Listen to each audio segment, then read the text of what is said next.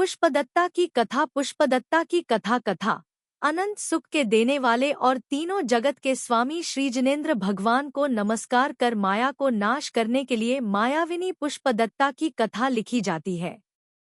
प्राचीन समय से प्रसिद्ध अजितावर्त नगर के राजा पुष्पचूल की रानी का नाम पुष्पदत्ता था। राज सुख भोगते हुए पुष्पचूल ने एक दिन अमरगुरु मुनि के पास जिन धर्म का स्वरूप सुना, जो धर्म स्वर्ग और मोक्ष के सुख की प्राप्ति का कारण है। धर्मोपदेश सुनकर पुष्पचूल को संसार, शरीर, भोगादिकों से बड़ा वैराग्य हुआ।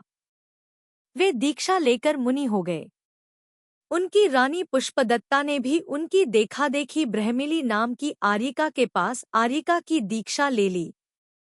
दीक्षा ले लेने पर भी इसे अपने बड़पन राजकुल का अभिमान जैसा का तैसा ही बना रहा।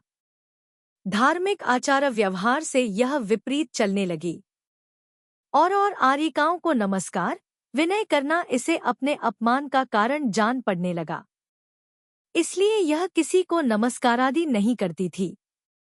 इसके सिवा इस योग अवस्था से भी यह अनेक प्रकार की सुगंधित वस्तुओं द्वारा अपने शरीर को सिंगारा करती थी।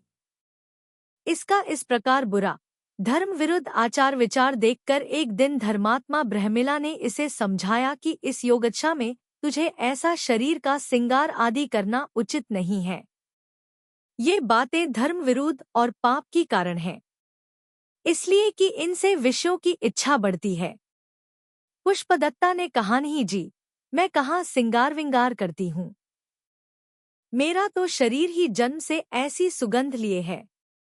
सच है, जिनके मन में स्वभाव से धर्मवासना न हो, उन्हें कितना भी समझाया जाए, उन पर उस समझाने का कुछ असर नहीं होता। उनकी प्रवृत्ति और अधिक बुरे कर्मों की ओर जाती है। पुष्पदत्ता ने यह मायाचार कर ठीक न किया। इसका फल इसके लिए बुरा हुआ। वह मरकर इस मायाचार के पाप से चंपापुरी में सागर दत्त सेठ के यहाँ दासी हुई।